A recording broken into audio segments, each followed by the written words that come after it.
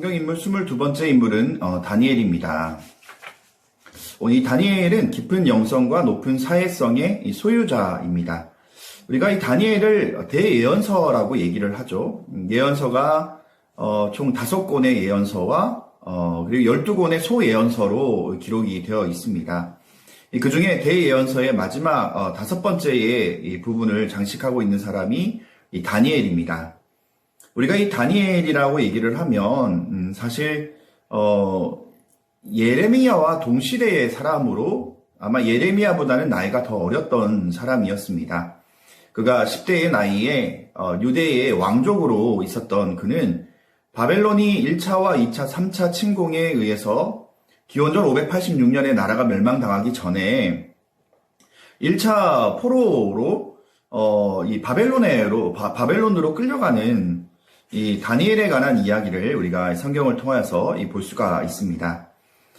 바벨론이라는 나라는 그들이 그 전에 아수르라는 이 제국이 했던 혼혈 민족을 만드는 그 정책에 대해서 그대로 답습할 필요가 전혀 없는 나라가 바로 바벨론이었습니다.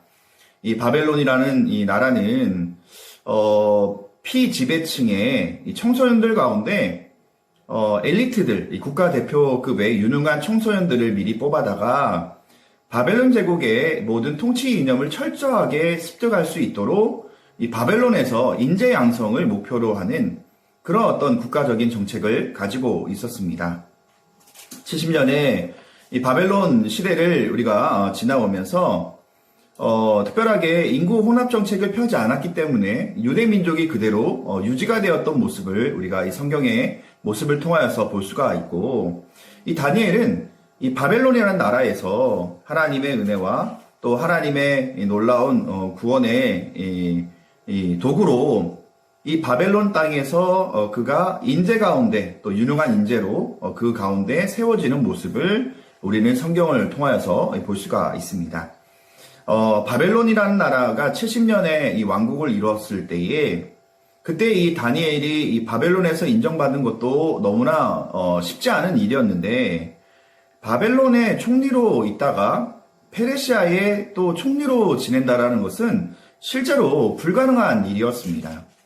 페르시아라는 나라가 이 바벨론을 멸망을 시켰을 때에 당연히 바벨론에 있었던 국가의 인재들을 다 죽이는 것이 기본적인 통념이었지만, 하나님의 보호하심으로 말미암아 이 바벨론이 70년의 왕국을 마치는 그때에 그 다음 대제국을 이뤘던 이 페르시아에서 바벨론을 그대로 사용한다라는 것, 이 다니엘을 그대로 사용할 수 있었다라는 것은 그만큼 이 다니엘이라는 사람이 하나님께서 지켜주시고 하나님이 세워주시는 놀라운 하나님의 인재였음을 우리가 말씀을 통하여서 볼 수가 있습니다.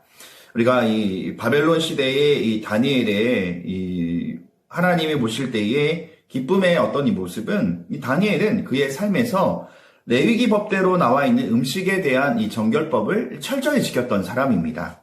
그리고 페르시아 시대에서도 우리가 살펴볼 수 있는 것처럼 이 다니엘은 그의 나이 80세가 가까운 나이, 매일매일 하루에 3번씩 예루살렘을 향하여서 하나님 앞에 예배하고 하나님 앞에 기도하였던 모습을 우리가 이 성경을 통하여서 볼 수가 있습니다. 이 다니엘의 어떤 모습의 가장 백미와 같은 신앙의 모습은 페르시아 대제국이 일어났을 때에 그때 이제 총리가 되어지고 그 3명의 유능한 총리 가운데 다니엘이 더 월등한 것을 그의 삶을 통하여서 증명하게 되었습니다. 그때 2명의 총리뿐만 아니라 많은 대신들이 다니엘을 모함하는데 그들이 열심을 다합니다. 실제로 철저하게 이 다니엘이 뒷조사를 했지만 털어도 먼지 안 나는 그런 유일한 사람이 다니엘이었던 것을 볼 수가 있습니다. 다니엘은 영적으로도 또 사회적으로도 그가 하나님 앞에 얼마나 그가 정결한 모습으로 정직한 모습으로 살았는지에 관한 이야기가 바로 이러한 이야기를 통하여서 알 수 있는 부분입니다. 2명의 총리가 다니엘을 어떻게든 모함하려고 하다가 다니엘의 유일한 약점, 그가 하나님 앞에 예배하는 그 사람임을 보면서 이 2명의 총리가 왕을 현혹시켜서 왕을 30일 동안 신처럼 여기자는 법을 만들고 만약에 그 법을 어길 시에는 사자굴에 던지는 것을 이 법안으로 통과시키게 됩니다. 다니엘은 그 법이 통과가 되어 있었던 것도 알았습니다. 왕의 도장이 찍힌 것도 알았습니다. 하지만 이 다니엘은 그가 사자굴에 들어갈지언정 그가 하나님 앞에 예배하고 하나님 앞에 기도의 시간을 지키는 것을 창문을 늘 열고 예루살렘을 향하여 전과 후가 동일하게 그 법이 정해졌다고 그가 숨어서 예배드린 것이 아니라 내가 죽으면 죽으리라 라는 그 마음을 가지고 사자굴에 들어갈지언정 나는 하나님 앞에 하루에 3번 예배드리는 것을 중단하지 않겠습니다 라는 그런 마음의 결단으로 그가 예배를 드리게 됩니다. 물론 그것으로 말미암아 다니엘은 사자굴에 들어가게 되죠. 하지만 이 하나님은 사자의 입을 막으셔요. 그리고 사자의 입을 막으신 그 하나님께서 이 다니엘을 통하여서 어떻게 역사하시냐면 도리어 이 다니엘을 모함했던 이 2명의 총리들과 이 대신들을 사자밥으로 만드시는 하나님의 역전하시는 하나님의 모습을 우리는 이 말씀을 통하여서 볼 수가 있습니다. 다니엘이 왜 우리가 믿음을 통하여서 다니엘처럼 닮아가야 되느냐?